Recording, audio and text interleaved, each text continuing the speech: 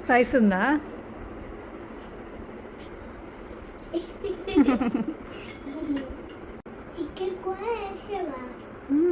Just 1 or 2 spoons of oil are butter తీసుకోండి. అందులో చిన్నగా కట్ చేసుకున్న అల్లం, వెల్లుల్లి, ఉల్లిపాయ ముక్కలు యాడ్ చేసుకున్నాను. ఇప్పుడు అవి వేగిన తర్వాత వెజిటబుల్స్ మీకు నచ్చినవన్నీ వేసుకోవచ్చు. ఇక్కడ ప్రోటీన్ కోసం చికెన్ తీసుకున్నాను. చికెన్, వాటర్, లవంగా, ఇలాచి, దాల్చిన చెక్క, బిర్యానీ ఆకు అన్ని స్పైసెస్తో పాటు చికెన్ని కుక్ చేసుకున్నాను.